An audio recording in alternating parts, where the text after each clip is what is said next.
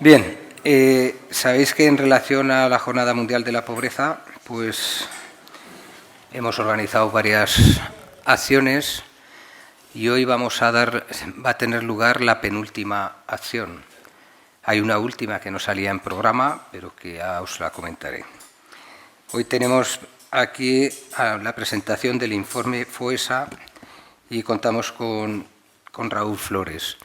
No solo va a ser la presentación del informe FOESA que salió a principios de año, sino que va a hacer una mirada también a ese último informe de cómo las familias afrontan la situación que se está produciendo. Raúl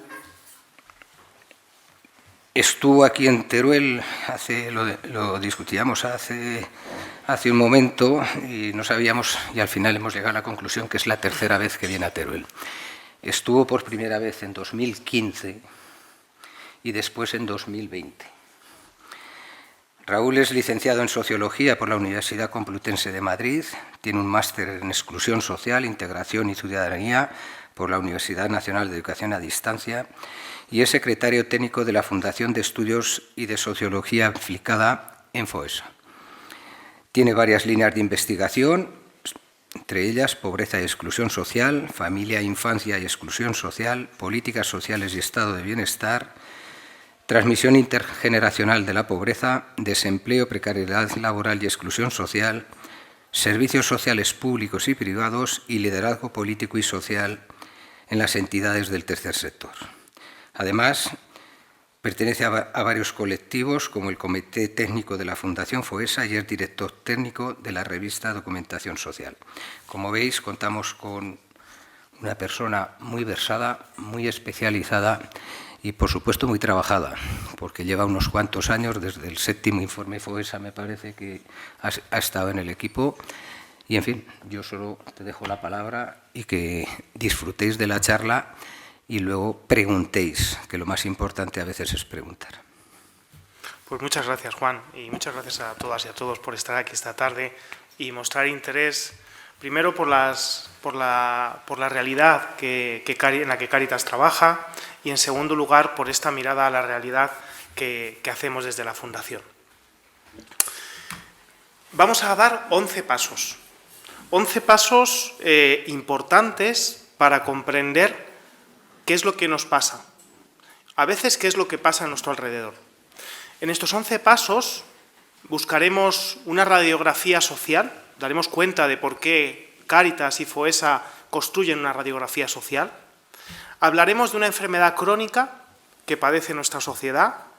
Hablaremos de un impacto muy desigual.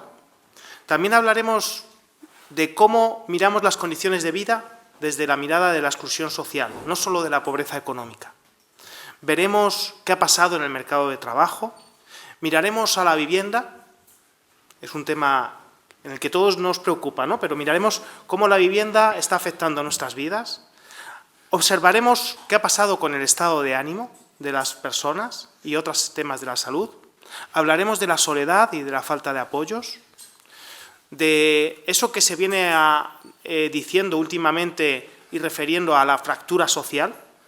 Hablaremos de políticas, qué políticas ante esta realidad, y terminaremos hablando un poquito de Cáritas, que yo cuando aquí digo una Cáritas en racimo, bien se podría estar diciendo otras entidades que también trabajan en lo social, ¿no? Bueno, un ánimo o una búsqueda de trabajar por el bien común. Estos son los 11 pasitos que daremos y si les parece bien, vamos a ellos directamente. En primer lugar, quiero destacar y poner en valor la tarea que hace Cáritas. Destacar y poner en valor la tarea que hace Cáritas promocionando la investigación de la Fundación FOESA, que constituye una mirada social, una radiografía social completa y permanente de lo que está pasando a nuestro alrededor.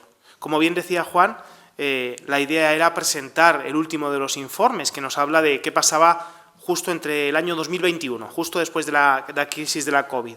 Pero ya hay un nuevo informe que salía la semana pasada, hace 10 o 12 días, que es cómo las familias están afrontando esta situación de carestía económica que vivimos ahora.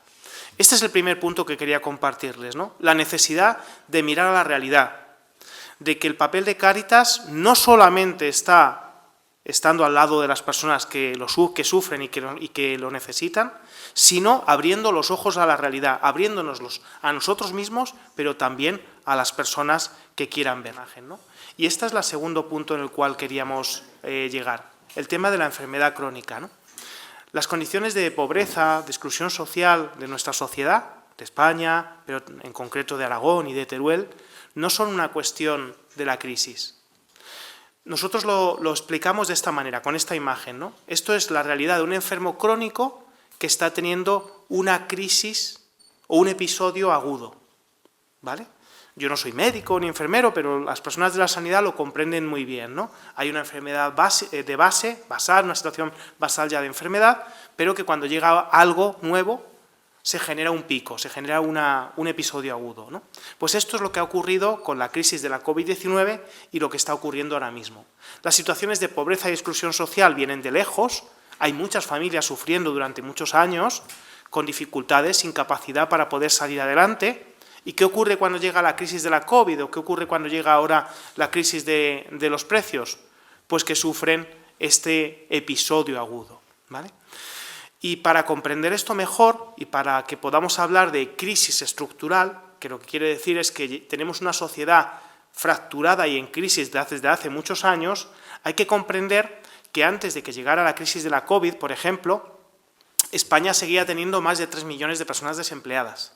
Antes de la crisis de la COVID, cuando llevábamos, pues yo creo que llevábamos ya casi 6 años de recuperación económica, ¿vale? A pesar de esa recuperación económica, más de 3 millones seguían sin tener un empleo. Se había producido además un incremento prolongado de la desigualdad. Luego hablaremos un poquito más de esto, ¿no? Pero las personas, las familias, se habían ido separando unas de otras.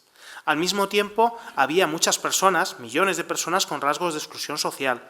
Había una parte de la sociedad que denominábamos sociedad insegura, que sin estar mal, estaban ahí en el filo de la navaja y sabíamos que si venía una siguiente crisis iban a caer del lado de la pobreza o de la exclusión social. Lo que no imaginábamos es que esa crisis iba a llegar tan rápido, sinceramente, pero llegó.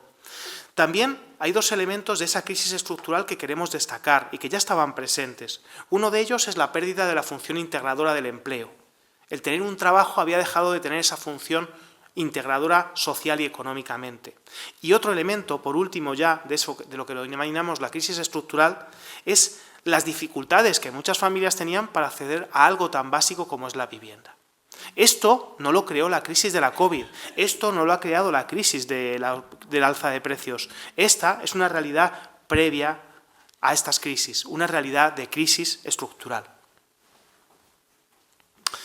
Pero la realidad también es que la crisis llegó. Y lo primero que queremos aclarar es que el impacto de las 2 últimas crisis ha sido un impacto muy desigual. Y vamos a empezar por la crisis de la COVID, ¿no?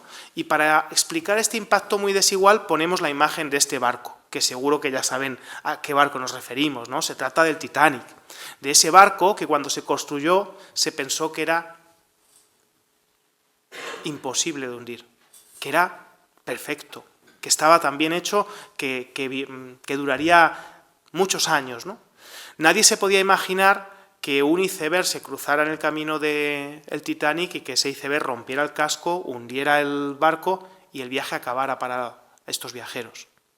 De la misma manera, justo en enero de 2020, sentíamos en la sociedad una sensación como de que nada nos podía afectar, ¿no? De que estábamos seguros, de que avanzábamos hacia adelante con una economía fuerte, que no podía venir nada y distraernos o generarnos un problema. Sin embargo, igual que el iceberg rompió el Titanic, el COVID, ese virus, rompió nuestra sociedad. En el caso del Titanic, el viaje acabó para todos los viajeros. Los viajeros de primera clase, los viajeros de segunda clase y los viajeros de tercera clase terminaron su viaje. Ahí fue igual para todos. Sin embargo, las consecuencias de ese hundimiento no fueron iguales para todas las clases. Los viajeros de primera clase tuvieron tasas de supervivencia superiores al 90%. Tenían un bote salvavidas asegurado. Los viajeros de segunda y tercera clase tuvieron tasas de supervivencia inferiores al 20%. No había botes salvavidas para todos. Permítanme la comparación, y soy consciente de la distancia, ¿vale? Pero cuando llegó la crisis de la COVID, no todos teníamos un bote salvavidas. Muchas familias y muchas de las que acompañamos desde Cáritas no tenían esa seguridad, no tenían ese bote salvavidas y sufrieron unas consecuencias mucho más intensas de las que yo pude sufrir o de las que muchos de ustedes pudieron sufrir. Estamos hablando de que esa seguridad que teníamos de hogar y de ingreso todos los meses era algo inexistente para muchas familias. Mucha gente vivió la crisis de la COVID en una habitación realquilada, sin saber qué ingresos iba a tener y sin poder generar ingresos, porque no se podía ni siquiera buscar un trabajo en ese momento. ¿Qué significa esto? Esto significa que tenemos que poner la mirada en esos que han sufrido más impacto, pero esto también significa que tenemos que empezar a reconocer las mentiras. Y cuando nos dicen que la clase media es quien más ha sufrido la crisis de la COVID, se nos tiene que encender un pilotito y decir: no es verdad, no es verdad. Vale que yo compro un periódico y soy más o menos de una clase que podría identificarse con clase media. Y eso me interesa leerlo cuando yo leo clase media. Pero es que no es verdad. Y no es verdad con miles de datos, pero solamente traigo uno. Entre el año 2018 y el año 2021, la renta de las familias se redujo en el conjunto de la sociedad, la crisis de la COVID. Quiero que miren este edificio. Hemos representado la sociedad española, la sociedad de Aragón, la sociedad de Teruel, en 5 plantas, ¿vale? En cada una de esas plantas vive el 20% de la población. Esto en estadística son los quintiles, pero así se entiende mucho más fácilmente, ¿vale? Esos quintiles hace que en la primera planta vivan las personas, las familias, con menos renta, con menos dinero. En la segunda, que tienen un poquito más, pero que también tienen poco. En la tercera viven lo que en términos de ingresos sería la clase media. En la cuarta, ya unas familias más acomodadas. Y en la quinta, las familias, bueno, pues más acomodadas y con mayores rentas. ¿Qué pasó en estos años? Pues lo que pasó es que los habitantes de la primera planta perdieron un 16% de su renta. Un 16%. Los de la segunda planta perdieron un 9%. Los de la tercera planta, clase media, perdieron un 6%. ¿Ves? ¿La clase media perdió? Sí, la clase media también ha perdido, pero mucho menos que los más desfavorecidos. Los de la cuarta planta perdieron, pero menos, y los de la quinta planta sencillamente no perdieron, sino que incluso incrementaron sus rentas y sus ingresos. ¿Qué es lo que nos devuelve esta imagen? Lo que nos devuelve esta imagen es que una vez más una nueva crisis llega y nos separa, nos distancia. Yo tengo un amigo que diría: joder, Raúl, pero ya estamos siempre mirando la distancia entre los pobres y los ricos.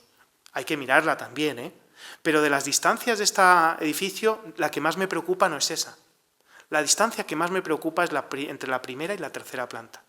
Y les voy a explicar por qué. La mayor parte de la gente no aspira a ser rico. La gente aspira a vivir pues, como la media, pues a tener acceso a las cosas normales, a poder, si mi hijo quiere ir 15 días de excursión a un intercambio a Francia y aprender el idioma y motivarse, que yo pueda pagarlo. Que, vaya, leche, que llegue el invierno y pueda poner la calefacción. No digo para estar en tirantes, digo con un jersecito, pero la calefacción. Que un viernes al mes nos apetezca salir a cenar y podamos hacerlo. Eso es a lo que aspira la gente, no aspira mucho más. Cuando la distancia entre la primera y la tercera planta se amplía, ocurre que los de la primera planta cada vez ven más lejos ese ideal. Y lo ven más lejos y también se desaniman más, es decir, se desmotivan más respecto a lo que pueden llegar. Pero hay algo más preocupante y es que el estándar medio de vida se les pone más lejos, porque las clases medias tienden, de alguna forma, a configurar los precios o los estándares de acceso a los bienes y servicios más importantes. Por tanto, la vida normal se aleja cada vez más de los habitantes de la primera planta. Y ahora llega la inflación. Y en julio teníamos tasas de inflación interanual en torno al 9-10%, y esto lo hemos vivido todos. Esto nadie puede decir, oiga, que yo no he sentido el alza de los precios. No, lo hemos sentido todos. Pero quiero demostrarles cómo, de nuevo, esta crisis del alza de los precios no nos afecta a todos por igual. No se preocupe por los gráficos, es para que sepan que hay una información detrás, pero yo los explico. Fíjense en las 2 rayitas que son la rayita naranja más oscuro. La inflación total vendría a ser la rayita negra, es decir, lo que han subido los precios se ve con esta rayita. Sin embargo, esta rayita de aquí lo que nos dice es cómo han subido los precios de los bienes de primera necesidad. Alimentación, vestido, vivienda, los bienes de primera necesidad. ¿Qué ha ocurrido? Lo que más ha subido de precio han sido los bienes de primera necesidad, que es básicamente a lo que dedican todos sus ingresos las familias con menos capacidad económica. ¿Qué ocurre entonces? Que esas familias que tienen que dedicar todo a los bienes de primera necesidad son las que más están acusando esta subida de precios. Voy a explicárselo de otra manera. Hace un año, las familias que ingresan menos de 1.500 euros al mes dedicaban 62 concretamente, de cada 100 euros a pagar alimentación y vivienda. Ahora, cuando terminemos este año 2022, van a estar dedicando en torno a los 83 euros de cada 100 euros. Es decir, casi todo el presupuesto familiar se está yendo a pagar alimentación y vivienda. Esto significa que les quedan muy pocos recursos para otras cosas. ¿Qué otras cosas? Pues para la universidad de los hijos, para la excursión del colegio, para poder renovar la ropa, para poder salir 2 días y cenar fuera y hacer algo normal. Es decir, están, de alguna forma, cada vez teniendo menos capacidad de llegar a ese estándar medio que representábamos en esa clase media de la tercera planta. Hemos hablado, por tanto, de esa crisis estructural, del impacto muy desigual, y llega el momento de relacionar todas estas condiciones de vida que estamos demostrando con una mirada que vaya más allá de la pobreza económica. Porque muchas veces a todos nos pasa que identificamos condiciones de vida con el dinero que tenemos o dejamos de tener. Y eso marca mucho, no quiero negarlo, pero las condiciones de vida son algo más allá de la pobreza económica. La imagen de la izquierda la reconocemos todos como algo de pobreza, ¿verdad? Esta imagen de la pobreza representa el 0, algo por ciento de la pobreza. Las personas sin hogar tienen una situación muy grave, muy seria, a la que hay que acompañar de forma muy intensa, pero son muy poquitas personas. La mayor parte de las personas pobres no se ven, no están en la calle, están en sus casas o en su trabajo y a pesar de estar en su trabajo son pobres. Digo esto porque hay veces que podemos escuchar a alguien que dice, oye, pues no sé cómo estos de Cáritas hablan de tantas personas pobres, yo no veo a 8 millones de personas tiradas en la calle. Están reduciendo el problema, ¿vale? Pero nosotros debemos de abrir la mirada. Sabemos que la pobreza no solamente son personas sin hogar, sabemos que la pobreza es insuficiencia económica. Pero además de la pobreza económica, tenemos que mirar a la imagen de la derecha, que es la imagen de una mujer que económicamente no le sobra, pero llega, tiene su casa pagada, tiene su pensioncita, va más o menos mes a mes, ¿vale? Sin embargo, a esta mujer le pasan varias cosas. Le pasa, por ejemplo, que cuando le da el lumbago, se levanta con el pijama y se acuesta con el pijama. No tiene a nadie que le ayude a cambiarse de ropa.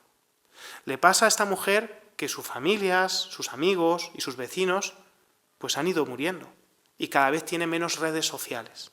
Le pasa a esta mujer que cuando se pilla una gripe o un resfriado no hay nadie que le pueda preparar un caldo. Estamos hablando de problemas de salud, de problemas de soledad. Incluso a veces también las personas mayores tienen dificultades en torno a la vivienda, por la incapacidad de poder generar inversiones en la casa para actualizarla. Todo esto también son condiciones de vida. Y esta manera es en la que tenemos que intentar abrir nuestra mirada a comprender que tenemos que fijarnos en algo más allá de la pobreza económica. La exclusión social, por tanto, se compone de todos estos elementos que reflejamos aquí, de la vivienda, de la soledad, de la educación, del empleo, de los dineros, obviamente, también, de la salud. Todos estos elementos, además, ocurre que cuando se está mucho tiempo en situación de pobreza o de exclusión social, se empiezan a añadir unos a otros. Explico. Hay personas que tienen un problema de falta de empleo, de desempleo, y eso al final deviene en un problema de no poder pagar la vivienda, y eso al final deviene en un conflicto relacional y una separación matrimonial, y eso al final deviene en un problema de verse en la calle. Los itinerarios son muy complejos, este que he dibujado es muy extremo, pero lo que quiero decir es que la exclusión social es la acumulación de dificultades. Muchas de las personas a las que acompañamos en Cáritas no solo tienen un problema de ingresos económicos. El permanecer tiempo en pobreza económica va deteriorando otras dimensiones de la vida. Y a veces, al contrario, el deterioro de otras dimensiones de la vida hacen que se llegue a una situación de pérdida de empleo y, por tanto, de insuficiencia económica. No siempre se empieza por lo económico. Hay muchos itinerarios hacia la exclusión social. Esta multidimensionalidad de los problemas de exclusión social y de las condiciones de vida hay que tenerla muy en cuenta para comprender lo que les pasa a las personas, pero también para comprender lo difícil que es el proceso hacia la inclusión social. Justo el proceso contrario, el de, en vez de caer en la exclusión, salir de ella. ¿Y qué es lo que se encuentran muchas personas a las que acompañamos desde Cáritas en ese proceso de salir de la exclusión? Se encuentran con esta escalera. Una escalera que no se lo pone nada fácil, sino al contrario, encima se lo pone difícil. Es decir, se esfuerzan, caminan, pero están intentando subir una escalera que va en sentido contrario. Esta realidad del difícil proceso hacia la inclusión social hay que observarla también por aquellos frenos o aquellos elementos, barreras que pone la sociedad y que no facilitan que las personas en situación de pobreza o de exclusión social deshagan el camino y recuperen unas condiciones de vida dignas. Y aquí estamos todos metidos. Aquí las administraciones tienen su responsabilidad, las entidades del tercer sector tenemos nuestra responsabilidad. La sociedad en general es una sociedad que muchas veces culpabiliza a los pobres de la situación que está viviendo. Otras veces simplemente les victimiza. Otras veces genera estereotipos. Luego hablaremos de algunas de estas cosas también, ¿no? Simplemente dejar este apunte, ¿no? Cuidado, porque muchas personas lo tienen muy difícil para hacer ese proceso hacia la inclusión social. Esta parte vamos a pasar muy rápida sobre ella, porque yo voy a decir básicamente que las últimas dos crisis han aumentado las situaciones de exclusión social. No descubro América.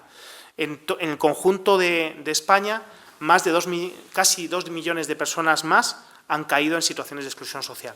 Lo que más me interesa, y no se asusten por el gráfico, de verdad, es que miren esta imagen, este continuo. Esto sería como un continuo de la sociedad. A la izquierda, las personas integradas plenamente, gente bien, no tienen problemas. Hombre, no tienen problemas serios, quiero decir, todos tenemos problemas, todos tenemos preocupaciones, ya, pero no tenemos alteradas de manera seria nuestras condiciones de vida, ¿vale? Y a la parte de la derecha, lo que quiero que vean es a las personas que acumulan más dificultades. Desempleo, conflicto relacional, soledad, vivienda, educación, salud, quien más problemas acumula. Y ahora quiero que se fijen en la diferencia entre los dos colores, entre el año 2018 y el año 2021. Casi todo el incremento de exclusión social que se ha producido entre el año 2018 y el año 2021, el incremento más significativo de la exclusión social se ha producido aquí, en la cola de la exclusión social, entre aquellas personas, familias, que más problemas acumulan. No se ha producido aquí, que son los que, bueno, pues están ahí en la exclusión más moderada, ¿no? No, donde más incremento se ha producido es entre los que peor están. Y esto es un signo muy distintivo de la realidad de los últimos 20 años en nuestro país. Se están empeorando las condiciones de vida entre quienes peor lo están pasando. Concretamente, lo que denominamos la sociedad expulsada ha pasado de 1,8 a 2,3 millones de personas en tan solo 3 años. Ya está. Estos son los números gordos, para darnos la magnitud de cómo se ha incrementado el problema. Esto, si son voluntarios de Cáritas o si tienen contacto con Cáritas, no hay que explicarlo mucho, porque se ve en las parroquias, se ve en cada uno de los centros. ¿Y por qué se ha producido esto? Pues hay muchos elementos, pero vamos a hablar de los más relevantes. En primer lugar, del mercado de trabajo. Yo he dicho, tenemos un mercado de trabajo que ha perdido su capacidad de integración social y económica. Es decir, no nos sentimos ni económicamente integrados, no recibimos suficiente dinero por el trabajo, ni socialmente generamos una integración positiva en el trabajo. Todos, no, una parte. Pero una parte que va creciendo. A día de hoy diríamos que hay trabajadores de primera y trabajadores de segunda. Y los trabajadores de segunda rondan ahora mismo en torno al 20, 20 y tantos % de la población trabajadora. Esto significa que si hace 30 años lo que marcaba la diferencia en términos de condiciones de vida era tener o no tener un trabajo, a día de hoy eso no lo marca. Lo que marca la diferencia es tener o no tener un buen trabajo. En el conjunto de España, 50 de cada 100 familias que acompañamos desde Cáritas, alguien está trabajando. Es decir, no vienen solo personas que no tengan trabajo, vienen muchas familias que a pesar de trabajar no consiguen salir adelante. ¿Y qué es lo que falla? Pues lo que falla no es solamente el desempleo, lo que falla es los empleos de exclusión, la parcialidad, el trabajo parcial indeseado, la economía informal, la temporalidad. Dicho de una forma muy gráfica, lo que falla es lo que le pasa a estas personas. ¿Y qué es lo que le pasa? Pues que cuando tienen un trabajito de 1 mes o de 2 meses, toman aire, están a flote, respiran. Pero están respirando para ese momento, pero también para el momento siguiente, que es la imagen de la derecha. Porque saben que después de 2 meses trabajando, luego les llegan otros 20 días o 30 sin trabajar. Es decir, tienen una entrada y una salida del mercado laboral muy inestable. Es lo que hemos denominado la inestabilidad laboral grave. En España, 2 millones de familias dependen del sustentador principal, es decir, la persona que más ingresos aporta a la unidad familiar, que vive esta situación de inestabilidad laboral grave, cambiando de empresa, cambiando de contrato. Al final del año, a lo mejor trabajan 7 meses. Y alguien dirá, oye, ni tan mal, ya, pero hay que pagar 12 meses de alquiler. Hay que comer los 30 días del mes, no solo los 15 que se trabaja. Esa entrada y salida del mercado laboral o esa parcialidad indeseada, oiga, que no encuentro un trabajo de más de 4 horas diarias. Es lo que genera esta inestabilidad laboral grave y lo que hace que tantas personas vivan esta situación de asfixia. Bueno, esta imagen nos ayuda a comprender lo que es el día a día de muchas personas. Cuando llega el día 4 de cada mes, muchas personas, muchas familias, algunas de las que acompañamos a Cáritas, el mes ya para ellos ha terminado. Que no ha terminado, que quedan 26 días. Pero ya no tienen dinero, porque han pagado el alquiler, han pagado la luz, han pagado el gas, el agua, las cosas básicas, han comprado una buena compra del mes, se han gastado a lo mejor 80 o 100 euros para tirar de mes a nivel de alimentación y ya. Ya han gastado la mayor parte de su presupuesto familiar. Estamos hablando de que más de 2,5 millones de familias se quedan en pobreza severa una vez que pagan los suministros y los gastos del alquiler o la hipoteca. Ya no digamos cuando acaban pagando temas de alimentación. La vivienda se ha convertido en un pozo sin fondo al cual vamos echando gran parte del presupuesto familiar. Buena noticia, sube el ingreso mínimo, el salario mínimo interprofesional. Bien, buena noticia. Pero si es que la vivienda luego sube también. Es decir, muchas familias, aunque ingresen algo más, al final acaban pagando algo más de vivienda y la situación es insostenible.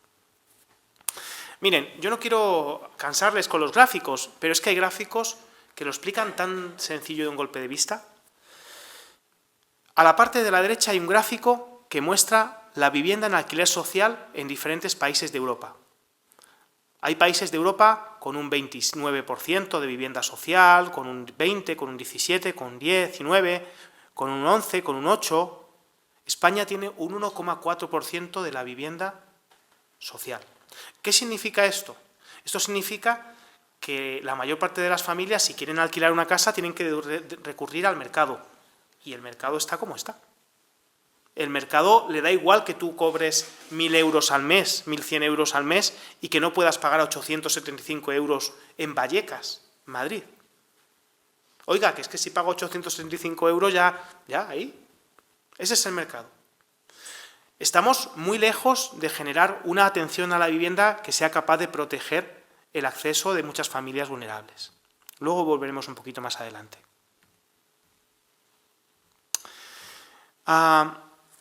Pero los cambios a nivel social no solamente se han reflejado en temas de empleo o en temas de vivienda, que son temas muy relacionados con la cuestión económica, sino que la salud también ha empeorado en estos últimos años. Y la salud mental también lo ha hecho. Concretamente, sin exagerar o sin irnos al extremo de la enfermedad mental, los estados de ánimo han empeorado, ¿vale? Solamente la crisis de la COVID produjo un empeoramiento del estado de ánimo en el 40% de la población. Pero también las crisis han generado una dificultad para acceder a cosas tan básicas como comprar medicamentos, como ponerle el aparato a mi hijo, como el poder seguir una dieta especial. Se ha evolucionado del 9% al 15% de hogares que han dejado de hacer alguna de estas cosas. El otro día iba al dentista con mi hija.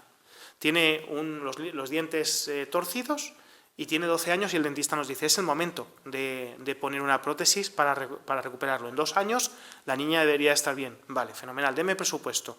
El presupuesto eran 2.800 euros. Bueno, a una familia como la nuestra esto nos desborda, sinceramente, pero a poco podemos afrontarlo. Imagínense a las muchas familias a las que acompañamos que esto no es viable. Directamente estas personas dicen, pues los dientes mi hijo los va a tener como caigan, ¿vale? ¿Y es importante una prótesis dental para nuestros hijos?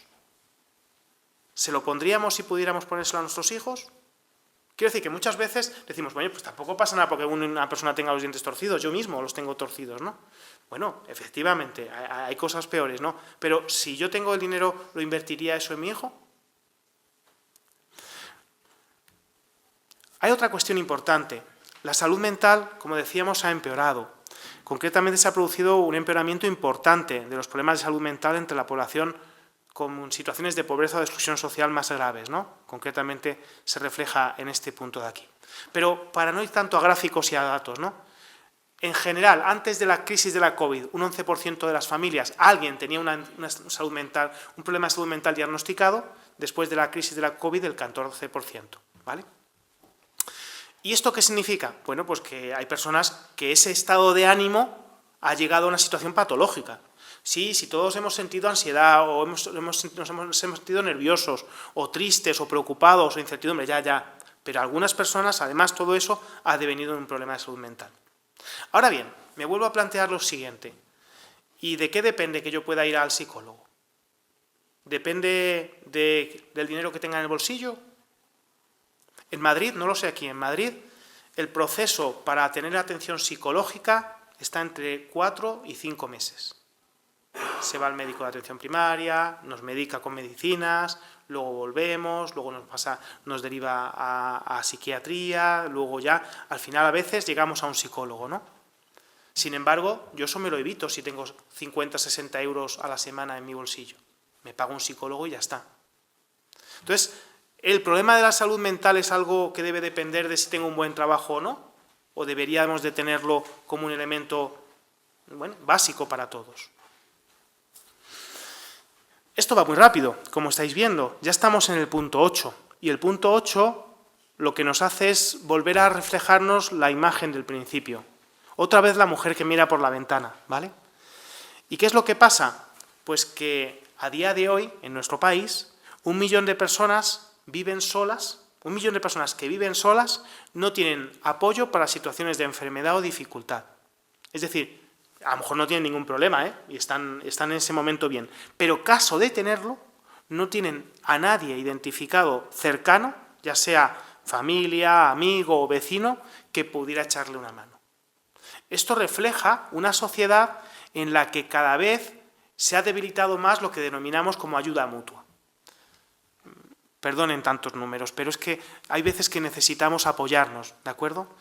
2018, 52% de la población tenía ayuda mutua. Significa que ayudaba a alguien y que también era apoyado por alguien. O si lo necesitaba, se activaba. No significa que a lo mejor lo necesitaba en ese momento, pero caso de necesitarlo, yo podría apoyar a alguien y alguien podría apoyarme a mí. Año 2021, 39,5. Es decir, se ha reducido mucho la ayuda mutua y han crecido los que ni dan ni reciben. ¿De acuerdo? Voy un poquito rápido porque creo que es interesante que lleguemos al final y que podamos charlar, dialogar y profundizar en lo que sea más de interés. Estamos en un momento en el cual la fractura social se está haciendo cada vez más grande. Y se está haciendo cada vez más grande por diferentes motivos.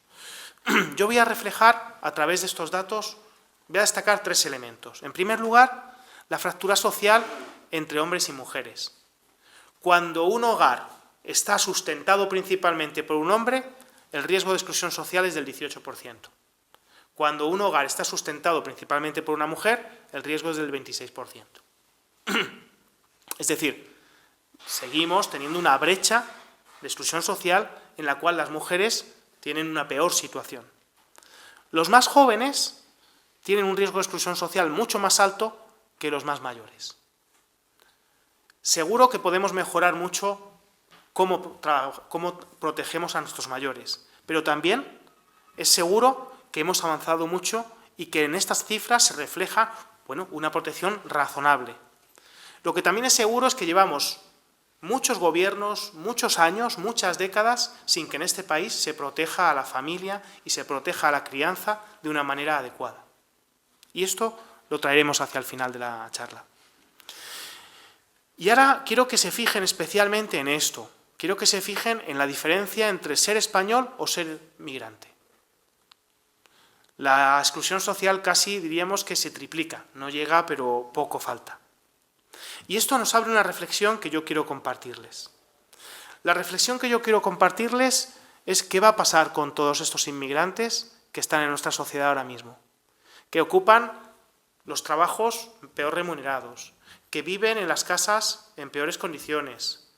Aquí no sé, en Madrid, que van a los colegios donde se tienen más dificultades, que viven en los barrios más alejados y con menos dotaciones municipales, con menos equipamientos. ¿Qué pasa con todos estos nuevos vecinos que están sumando, pero que están recibiendo un trato diferencial, entre comillas, quiero decir, trato diferencial en la medida en que están sufriendo las peores condiciones de vida de la sociedad? Conozco a una persona que diría, bueno, pues esto es un poco que estas personas aceptan esta situación, ¿no? Saben que es el peaje que tienen que pagar por haber llegado a una sociedad nueva a la que no pertenecían, en la que no tenían arraigo, ¿no? Vale, yo lo comprendo, pero ¿y sus hijos? Porque la inmensa mayoría de los hijos de estas familias ya han nacido aquí, ya son españoles. Ellos también tienen que pagar un peaje. ¿Y cuántos años van a tener que pagar el peaje? ¿Los nietos tendrán que pagar un peaje? Tenemos un serio problema de integración social de las personas inmigrantes. Estamos gestionando una sociedad por capas, y una capa con muchos problemas y con muchas dificultades en sus condiciones de vida la ocupan las personas migrantes. Y hay brechas relativamente nuevas, no es que sean nuevas del todo, pero relativamente nuevas, ¿no? Y es lo que hablamos de la brecha digital. Esto seguramente que lo han escuchado ya, ¿no? Hay personas que tienen dificultades para acceder a lo digital. Nosotros lo reflejamos con esta puerta. Una puerta que tiene 3 cerraduras y que para poder pasar por ella y tener acceso a lo digital necesitamos 3 llaves.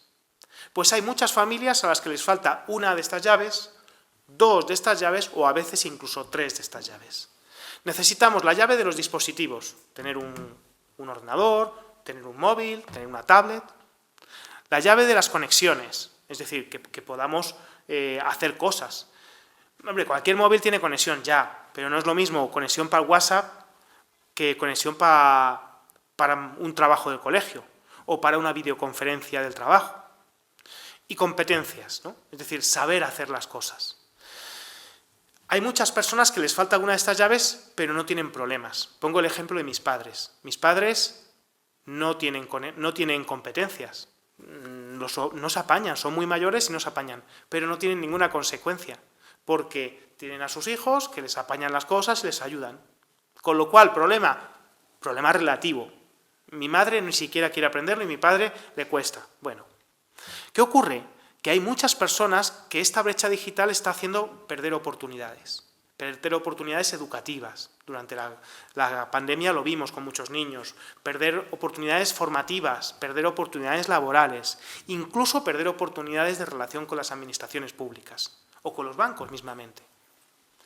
Es importante que junto a esa puerta digital reclamemos y sigamos pidiendo una puerta analógica.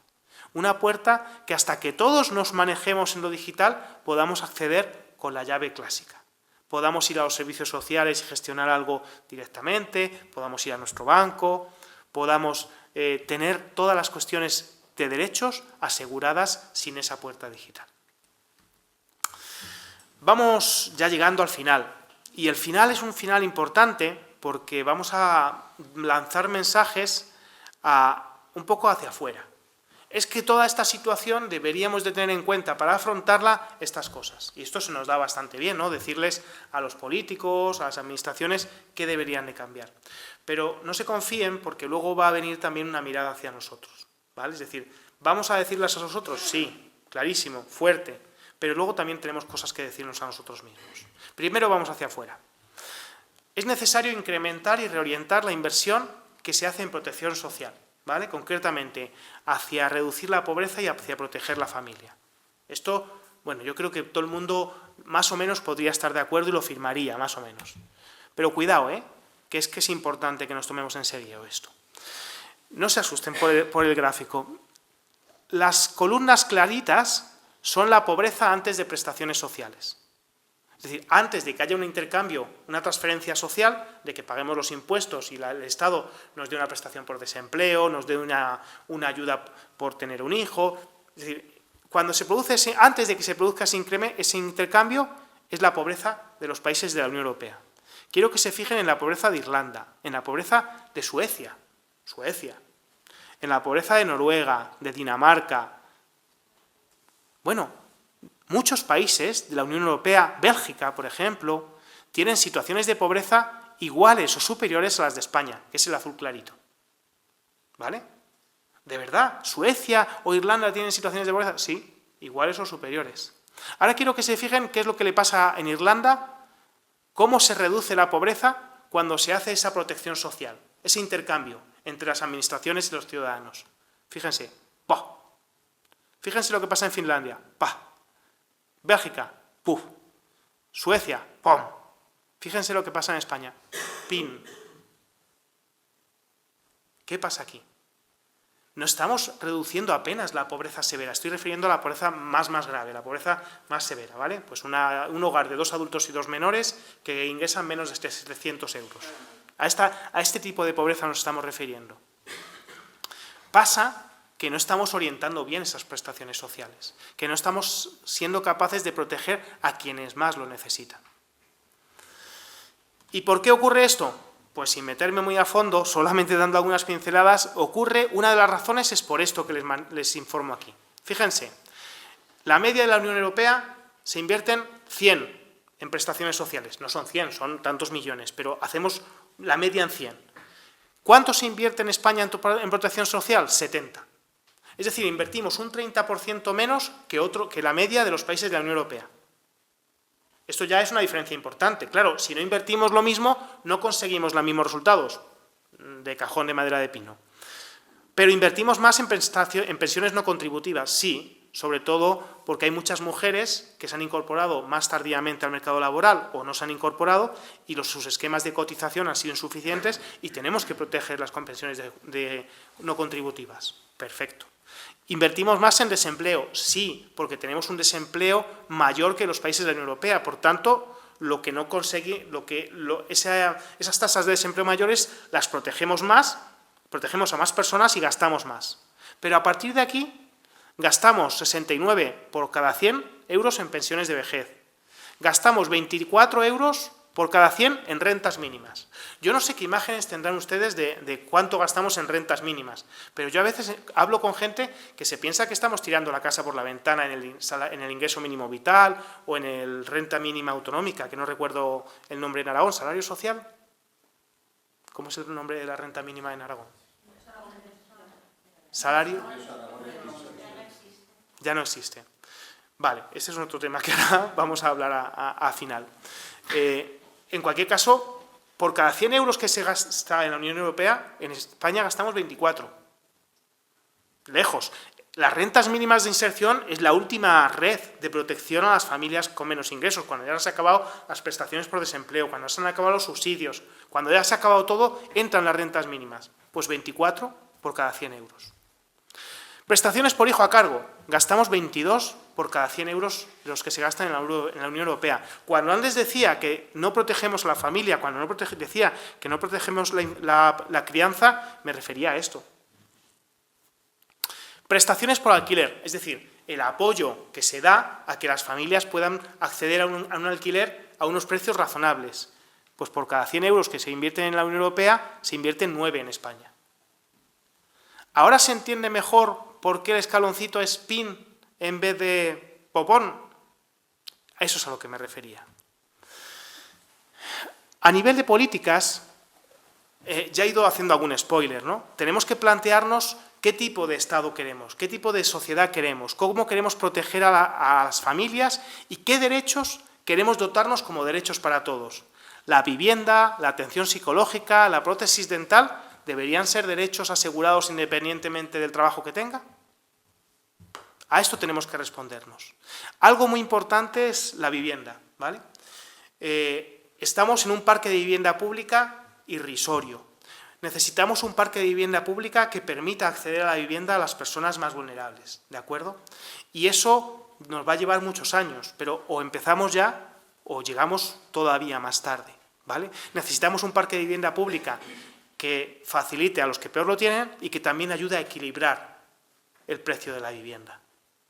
Porque no es lo mismo que si, imagínense, hay países como Francia donde la vivienda pública está por encima del 12%, ¿vale? Pues hay muchas familias que cuando tienen pocos ingresos no acuden al mercado normal, acuden a la vivienda pública a un precio razonable. En cuanto ingresan un poquito más de dinero, hay veces que quieren mejorar o cambiar y buscan una vivienda en el mercado libre, ¿no? Y ya termino. Mejorar la cobertura del ingreso mínimo vital y su complementariedad con las rentas mínimas autonómicas. Claro, esto hay veces que no está funcionando muy bien, porque hay comunidades autónomas donde directamente se han cortado todas las rentas mínimas autonómicas y se le ha dicho a la gente que vaya al ingreso mínimo vital, tuviera o no tuviera derecho, porque las condiciones del ingreso mínimo vital son distintas a las de muchas rentas mínimas autonómicas, ¿de acuerdo? Hay comunidades autónomas donde no está habiendo una verdadera complementariedad y lo que hay es muchas comunidades autónomas que están ahorrándose el dinero que antes gastaban en rentas mínimas. Ahorrándoselo. Porque ha llevado el ingreso mínimo vital, ha puesto un presupuesto encima de la mesa y como ahora ya tengo 100 del ingreso mínimo vital, los 60 que yo invertía antes los guardo. Esta no era la idea. La idea es que a los 100 que ponía el ingreso mínimo vital se le sumaran los 60. Al menos de dos maneras. Uno, cubriendo a las personas que el ingreso mínimo vital no cubre. Y dos, complementando cosas que el ingreso mínimo vital a veces no llega. En Madrid, con el ingreso mínimo vital, te llega casi para pagar la vivienda. O en Barcelona. ¿Y el resto? Ya hemos echado hacia afuera, ¿vale? Que se nos da fenomenal. Pero yo, para terminar, no querría hacerlo sin repasar 7 u 8 ideas de cómo, desde personas que nos sentimos de Cáritas, personas que se sienten vinculadas a los sociales de otras entidades, esto no es solamente para la gente de Cáritas, es un poco para todos, ¿vale? Tenemos que tener en cuenta de cómo necesitamos dar pasos en esta situación que estamos viviendo.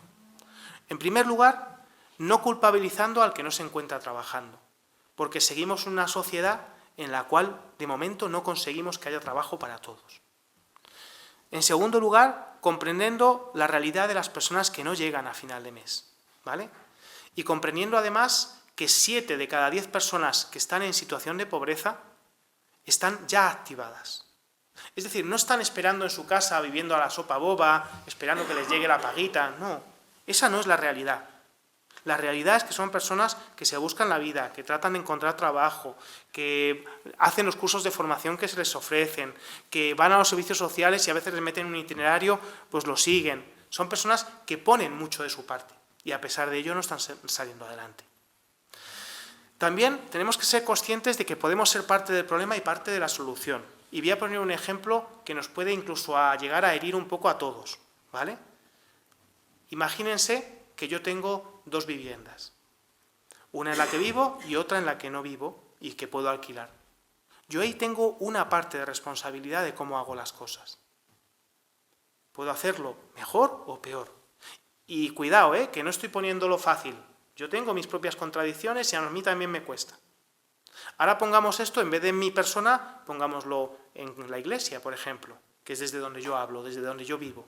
¿De acuerdo? Creo que también tenemos que ser responsables y conscientes de que podemos ser parte del problema, pero también parte de la solución. Obviamente tenemos que ponernos en el lugar del otro, ¿no? Pero sobre todo tenemos que intentar ver qué es lo que nosotros desearíamos recibir en esa situación. Porque es realmente eso lo que tenemos que ofrecer, es realmente eso desde donde tenemos que mirar a la otra persona.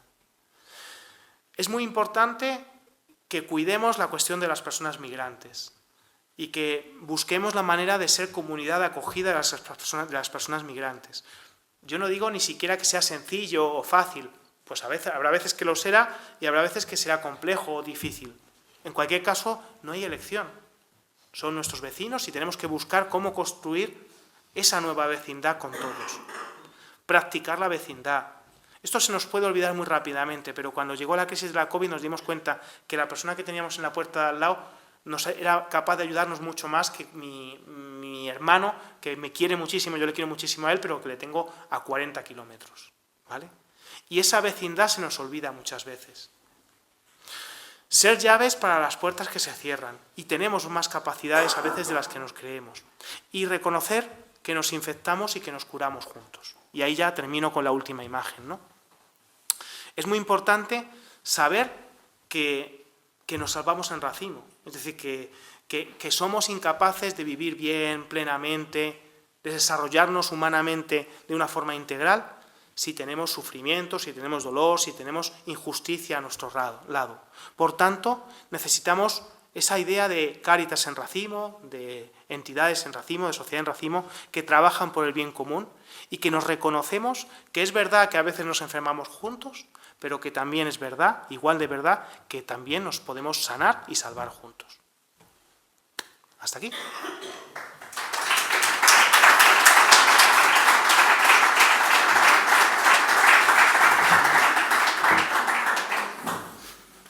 Bien, ahora el que quiera hablar, que vaya levantando la mano.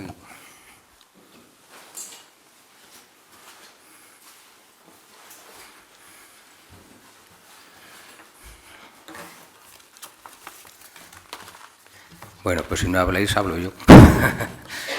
Pero ánimo, hablar. Va. A mí me sorprende mucho que estos últimos años, nosotros, tal vez los que Cáritas conocemos los informes FOESA, pero en las últimas elecciones generales y las elecciones políticas que ha habido, se han nombrado mucho los informes FOESA. ¿Qué les llega el mensaje de FOESA para que los partidos hablen, pero no lleven ninguna de las medidas que realmente tenemos? Se han leído, se han haciendo a través de los diferentes informes. Bueno, pues un poco, gracias por la reflexión y por la pregunta. Yo quiero destacar que estamos en un nivel de interlocución y de interacción con los partidos políticos mucho mayor al de hace unos años. Es decir, estos informes se presentan en los niveles territoriales de las comunidades autónomas en diferentes lugares. Ha habido reuniones con los gobiernos, con los partidos que no están en el gobierno, hemos ido incluso a parlamentos, al Parlamento catalán, al Parlamento valenciano, es decir, se ha tenido mucho intercambio y la verdad es que en ese intercambio lo que recibimos es un cierto reconocimiento del diagnóstico, incluso a veces una cierta apreciación positiva de las alternativas que se proponen. Y después de esto, lo que observamos son pocos cambios. Después de esto, lo que observamos es poca capacidad de trasladar esto a normas, que al final no lo solucionan todas las normas, pero inician los caminos para poder ir avanzando. Claro, yo digo esto y lo digo desde un punto de vista crítico, con las personas que les toca la gestión de gobernar o de hacer la oposición, pero también quiero comprenderles, ¿vale? Y para comprenderles quiero poner un ejemplo. Voy a poner el ejemplo de la Comunidad de Madrid, que es el que yo más conozco. Imagínense que el gobierno actual de la Comunidad de Madrid mañana saca un anuncio y dice la Comunidad de Madrid va a invertir tantos dineros en adquirir 10.000 viviendas para ayudar a ir construyendo el parque de vivienda pública.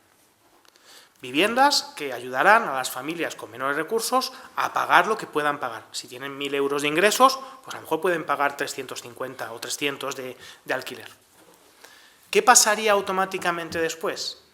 Pasaría que mi vecina, por ejemplo, diría: joder, ahora vamos a darles casas a los pobres, a los vagos. ¿Qué pasaría en un periódico X? Tengo algún nombre en la cabeza, pero hay varios, no me refiero solamente a uno. Diría que la Comunidad de Madrid despilfarra dinero comprando casas para las personas que viven de la paga. ¿Qué es lo que ocurre muchas veces? Que los políticos necesitan una madurez en la conciencia social. Necesita que la sociedad sea receptiva para poder hacer cambios y proponer cosas importantes. Si todavía no hay esa madurez, no se atreven. Y no se atreven porque hay una dinámica inherente a la actividad política, y es que necesitan sentirse refrendados por la sociedad. Y ese refrendo muchas veces se simplifica en que necesitan que les voten en las próximas elecciones. ¿Vale? Por lo tanto, es difícil que se den pasos en políticas necesarias e importantes si no hay una madurez suficiente. El propio ingreso mínimo vital, que se aprueba en plena pandemia, yo creo que no hubiera salido si no hubiera sido por las circunstancias especiales que se estaban viviendo. Nosotros llevábamos 4 años asesorando a diferentes gobiernos y a 3 partidos políticos sobre esa medida. Y en 3 años no se había avanzado apenas nada. Llega la COVID y hay un espacio de oportunidad para avanzar ahí. Yo soy muy crítico con el ingreso mínimo vital, no creo que sea la panacea ni creo que sea lo mejor, pero vaya, es un paso, ¿no? Creo que también hay que reconocer los pasos bien orientados, ¿no? Creo que se ha dado un buen paso, pero que no se hubiera dado sin que hubiera una conciencia de que se podía dar. Por tanto, necesitamos construir una masa crítica, una conciencia social que nos ayude a que los partidos políticos y que las personas que nos gobiernan sean valientes y sean capaces de dar pasos. Bueno, a ver si me explico. Yo vuelvo sobre este último punto. Cáritas en medio de la sociedad. La radiografía que vosotros hacéis es una radiografía muy rica, muy exhaustiva, muy pormenorizada, con mucho detalle.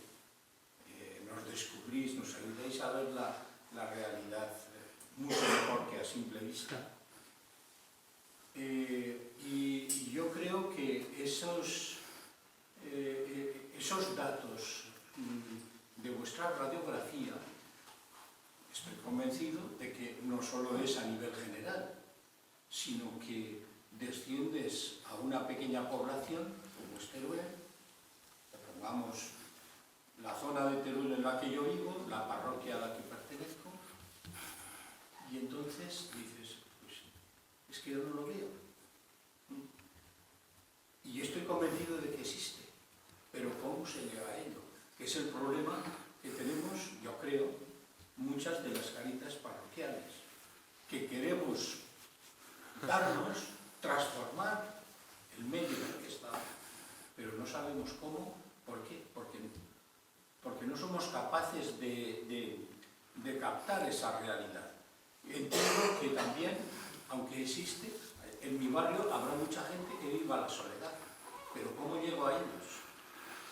Porque a lo mejor si me presento en su casa me dicen, oiga, que yo no necesito. Es decir, que hay a mí me da la impresión que también la exclusión social tiene un mecanismo de invisibilidad, que no se quiere, que se cierra, sino cómo romper esa invisibilidad y cómo llegar a que se tenga el coraje suficiente para aceptar que se necesita ayuda o no ayuda, sino para aceptar que nos contagiamos y nos sanamos juntos. Muchas gracias por la reflexión, porque me abre la puerta a un par de comentarios muy, yo creo que interesantes o que nos pueden ayudar a seguir reflexionando, ¿vale? El primero de ellos tiene que ver con el cartel que tenemos en Cáritas. Y voy a poner el siguiente ejemplo. Nosotros no iríamos a una farmacia a pedir chorizos o a comprar, qué sé yo, algo de una cinta adhesiva. En la farmacia, el cartel que hay en la farmacia nos hace ir a la farmacia solo a por medicamentos, ¿vale? Yo no voy a hablar de la Cáritas de aquí, que conozco menos, ¿no? Pero muchas veces en Cáritas el cartel que tenemos es cartel de arroz, macarrones y ropero. Entonces yo muchas veces no me identifico con ese cartel. Y cuando necesito algo que no son ni arroz, ni macarrones, ni unos pantalones, no voy a Cáritas. Creo que tenemos un primer problema de imagen. Creo que tenemos un primer problema de escaparate. A lo mejor aquí no, O sea, estoy generalizando y ahora me podéis decir, joder, pues eso aquí era hace 20 años, pero aquí ahora ya no es así. Pues me callo la boca porque aquí no es, pero lo es en muchos lugares, Y eso nos condiciona mucho, nos dificulta el tener relación con otras personas que necesitan el apoyo de Cáritas y que no ven en nuestra imagen, en nuestro cartel, algo donde ir. Eso en primer lugar. Pero hay un segundo elemento, y es cómo se vive en las situaciones de pobreza y de exclusión social, que tiene que ver con elementos culturales y de valores que nos han inculcado, y es que la vulnerabilidad se nos ha transmitido como algo negativo.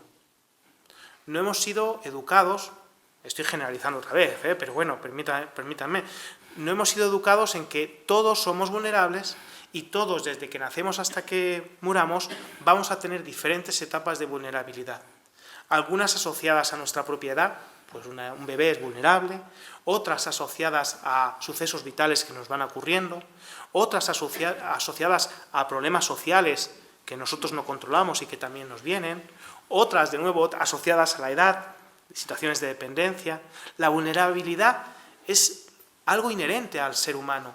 Yo diría que es de las cosas que más se puede identificar con la humanidad. Y junto a esa vulnerabilidad, lo que también se identifica más con la humanidad es el cuidar, el ser capaces de ponerse al lado del otro, de reconocer la propia vulnerabilidad y la vulnerabilidad del otro y ver cómo nos entendemos y cómo nos apoyamos. Pues yo tengo la sensación de que esto no se nos ha transmitido del todo bien. La primera parte, de sentirnos vulnerables, reconocernos vulnerables, se nos ha transmitido fatal. Y en los últimos años, es más, se ha ahondado en unos valores que es tu autonomía, independencia, que no necesites de nadie. Cuidado, porque esos son los valores que nos llevan justo a lo contrario de lo que necesitamos, a reconocernos que por mucho que queramos ser autónomos, no lo podemos ser, ni es bueno que lo seamos, a que somos interdependientes y a que tenemos que reconocernos las necesidades de apoyos que tenemos. Esto se nos está negando. Como se nos niega también que lo que somos es gracias a lo que nos han ido construyendo otras tantas personas. Se nos vende que somos lo que somos gracias solo a nosotros. Esto, hombre, esto es que tú te lo has currado mucho.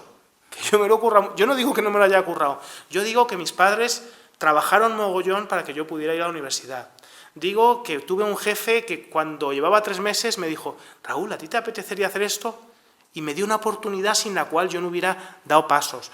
Que luego he aprendido de personas que son las que me han apoyado para yo poder ir comprendiendo cosas y sabiendo cosas que de otra forma no hubiera aprendido. Somos el producto de las interacciones y de las relaciones y de los roces desde que nacemos hasta hoy en día. Y sin embargo se nos vende que no, que el mérito es propio. Una idea de la meritocracia que nos intenta engañar y hacer pensar que todo lo bueno que nos pasa es gracias a nuestro propio esfuerzo. Pero cuidado, porque esa misma idea de la meritocracia también nos intenta mostrar que todo lo malo que nos pasa también depende solo de nosotros mismos. Por lo tanto, si estás en pobreza o en exclusión social, es que has fracasado, es que no te has esforzado. Se nos olvida lo de las oportunidades, se nos olvida que cada uno hemos partido en esta vida de posiciones muy diferentes, muy, muy diferentes. de que hemos tenido oportunidades totalmente distintas. Y todo esto se obvia mezclando en esa idea de que al final esto depende de ti mismo. No sé si me he ido un poco de la reflexión, pero creo que era importante conectarlo. ¿Por qué no encontramos a las personas? ¿Por qué no nos acercan? Por todos estos valores. Y en cualquier caso también por esa imagen que hay veces que nos distancia. Cuando hacéis estos informes, ¿en qué grado tenéis en cuenta el mundo rural o la despoblación? Porque hay otras pobrezas que a lo mejor no salen ahí, ¿no? Muy... Un pueblo pequeño no tiene médicos, no tiene sanidad, no tiene absolutamente nada, no tiene transporte. Lo tenemos en cuenta muy poco. Desgraciadamente, es muy difícil construir la imagen completa, es muy difícil, es muy costoso en tiempo y en dinero que la imagen completa refleje bien esa realidad rural. Está diseñado para que se mire, ¿vale? Pero los indicadores propiamente que utilizamos son indicadores que están hechos desde una mentalidad urbana. Es decir, nosotros medimos la exclusión social a través de los 37 indicadores y cuando hicimos esta mirada crítica de cómo esos indicadores serían diferentes en el mundo rural, se nos caían 14 indicadores de golpe. De los 37, 14 ya no valían, no es que no valieran, no se adaptaban bien al mundo rural. Por lo tanto, hay un problema de diseño propio de partida, de que pensamos desde una urbanidad, y luego hay un problema de recursos económicos. Es decir, hacer esa radiografía que sea razonablemente buena para lo rural nos lleva muchas dificultades. Con lo cual, tenemos que ir complementándolo con otras investigaciones, con otras aproximaciones, bueno, más humildes, ¿no? Lo que no está es fuera de nuestra reflexión, ¿vale? No está fuera de nuestra lupa. Lo que no tenemos son los datos adecuados como para poder contrastarlo con profundidad. Claro, porque la medición de la pobreza que hacéis por vivienda, etcétera, en un pueblo pequeño o en un pueblo despoblado, pues tiene vivienda. Claro. Tiene vivienda, pero tiene otras pobrezas.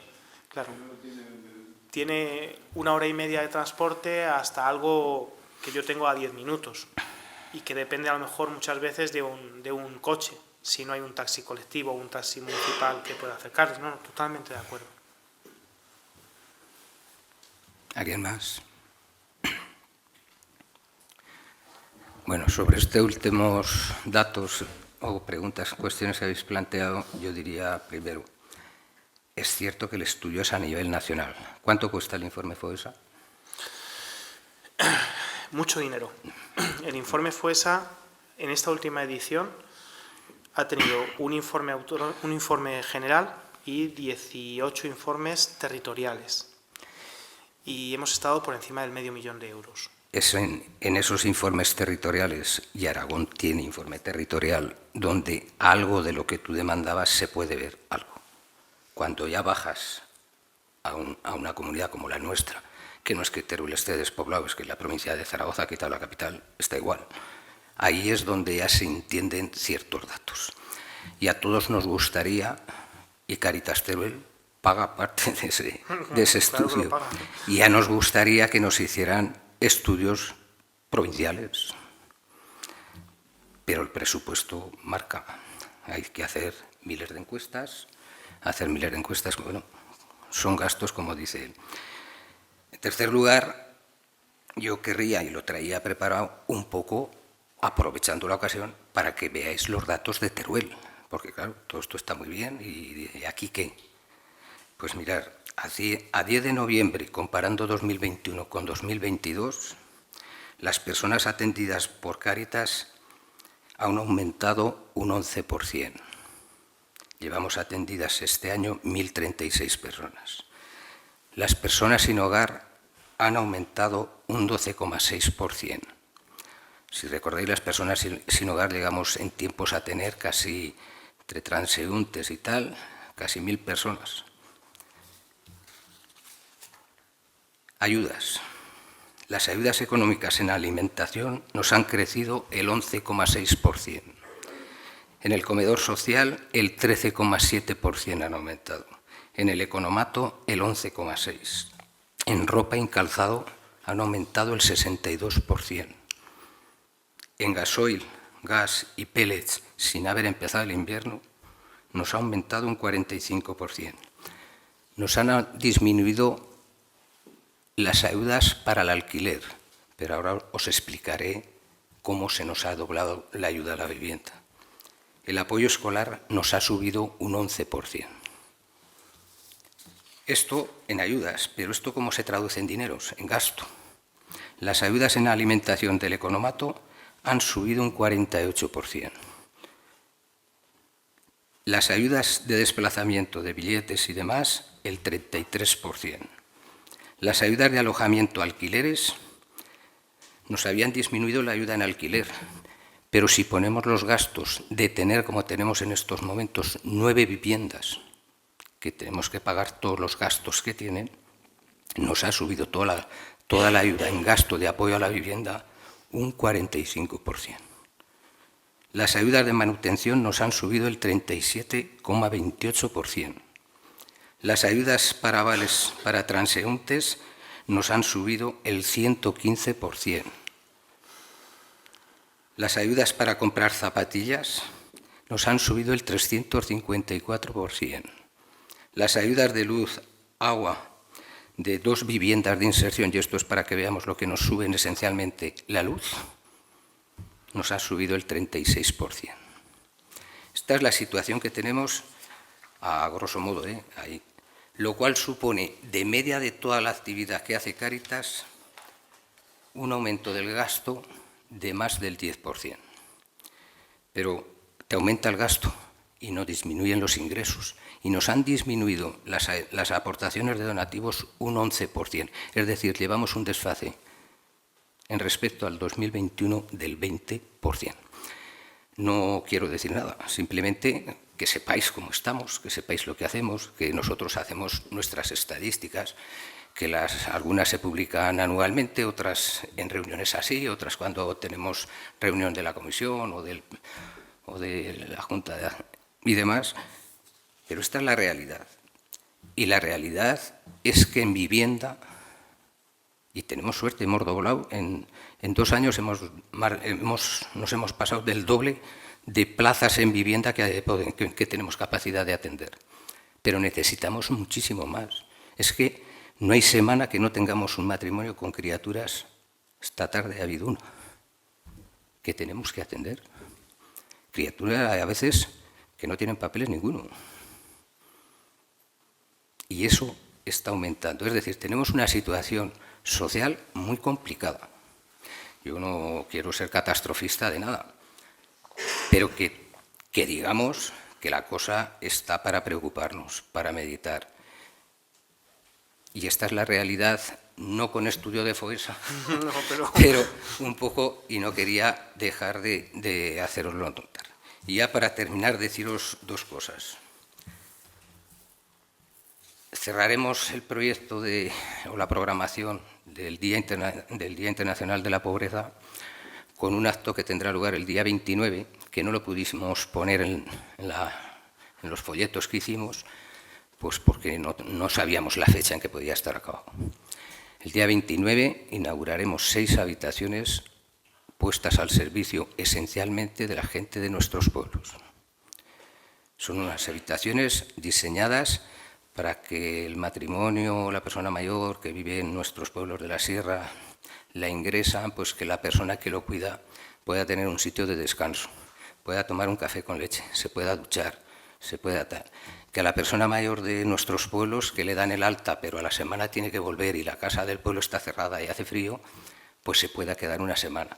No es un sitio para cuidar enfermos, no hay que confundir, pero sí que es un apoyo para muchas personas mayores de nuestros pueblos que están solas, que el acompañamiento lo tienen complicado, y se presentarán el día 29 y con eso cerramos toda la actividad en relación a la Jornada Mundial de la Pobreza.